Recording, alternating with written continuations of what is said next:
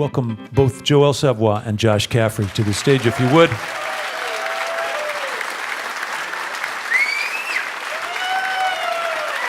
Yeah. Where would you like us to be? Over here? How about here? All right, thank you. Thank you, Nick. Thanks. Josh and Joel, welcome.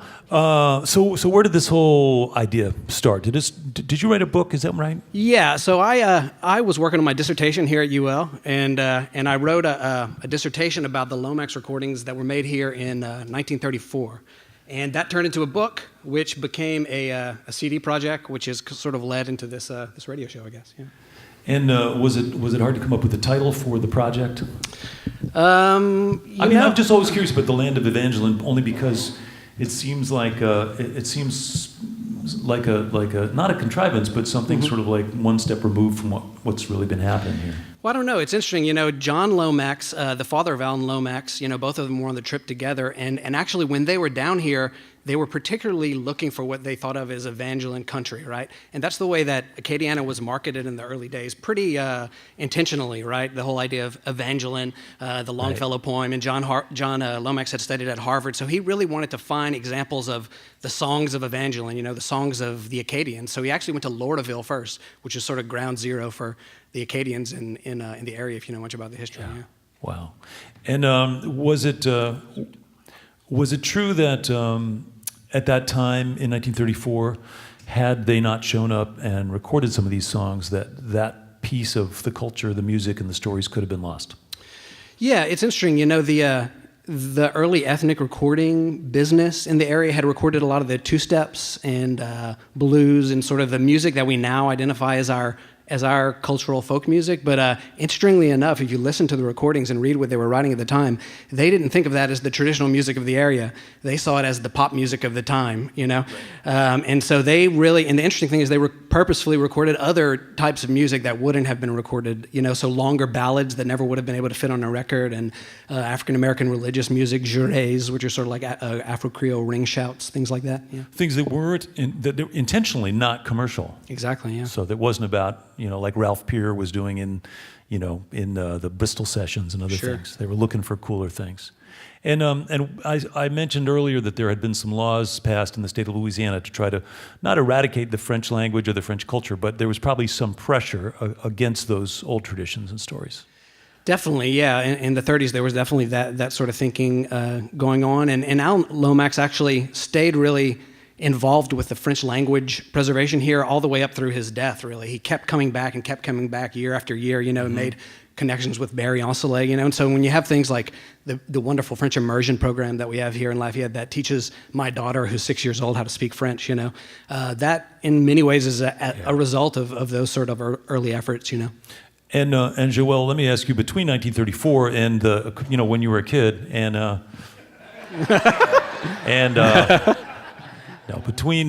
in that time between 1934 and say the 70s, your family played a role in probably preventing. There was probably another ebb in the awareness and the vitality in the traditional Cajun music, right? That your folks and others like Michael Doucet helped kind of rejuvenate. Isn't that right?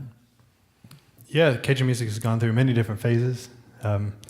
I grew up in a household filled with this music, and the Lomax recordings have always been a big part of our life. My mom, Anne Savoy, has always been studying those songs and presenting them in different ways, making new versions of those songs and things, and talking about the ballad singing in Louisiana, which a lot of people didn't know about because the Lomax recordings didn't end up. I think Michael Doucet brought them back to Louisiana in the 80s. Oh, wow. It was the first time that they were heard by people that were here, or contemporary, modern people. Yeah. So people hadn't heard these early ballads and things. And once they got rediscovered, all of that music re-entered the culture and became, Wow. Nowadays everybody's playing ballads and playing these slow songs. Wow. It's cool. It's sort of like losing your family photo album for a few generations and then rediscovering it and saying, oh, wow, this is pretty cool. Now I understand all these connections.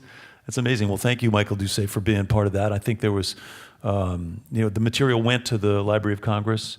Joe Dickerson, I know, was part of one of the people who were sort of the stewards of it there. So then you've got this idea, you've got the material. How do you go about choosing the songs and choosing the artists to represent those songs? What was that puzzle like? Well, actually, it's interesting.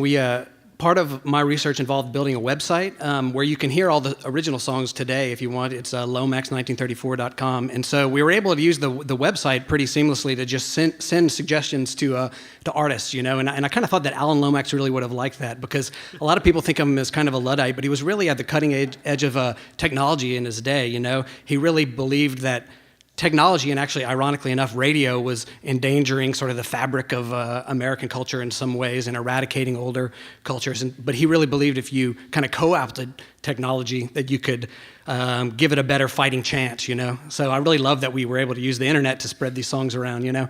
And then, and ironically enough, we're here on the radio today. Right, on the radio, yeah. The evil radio. Well, listen, we've got a lot of music coming up, and there's a lot of points of reference to both the book, the songs that are available on the internet, and the record project, Grammy-nominated record project. I just want to let people know, if they're just tuning in, you're listening to eTown. I'm Nick Forster, and our guests coming up include Rhiannon Giddens and Dirk Powell, of course, and we've got a lot of music. But what's the next thing we're going to hear? Do you think? Is it? The next thing we're going to hear is the raunchiest song from the 1934 Lomax recordings, presented to us by the lovely Kelly Jones from Raleigh-Durham, North Carolina. And it's the raunchiest one of the whole bunch? Can you verify that, Josh? Yeah, in my scholarly opinion, yeah. And if you want to hear the unedited version, it's at lomax1934.com. I want to hear a little bit of that. I want to hear a little bit of that unedited version. I just happen to have it on my phone. Yeah, let's. Oh, sorry, I got a voicemail. Hold on. Okay, do we need to alert our listeners that they should? What did he call it? An Honest Girl Blues? Yeah. So this was called the Honest Girl Blues, and this is a guy named Mr. Bournou. Do you have any information about him? No one knows anything about this guy, but this is the song. This is the recording that. The next live piece you'll hear is Kelly performing this, her interpretation of this. Went downtown like an honest girl does. I went downtown like an honest girl does.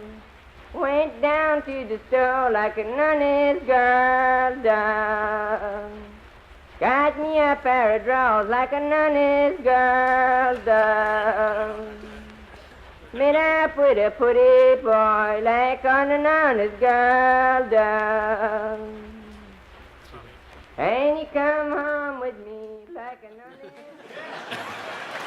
honest. Okay, that sets the stage. Hey, welcome, if you would, Kelly Jones. Hey, from Raleigh, North Carolina, but she's certainly made a contribution around here. Fufale and other places. She's done all kinds of music. Welcome, Kelly Jones, to the stage.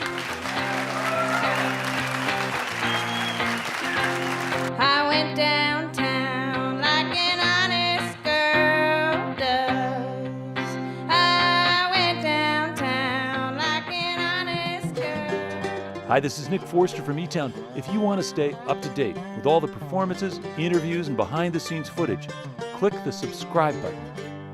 Thanks.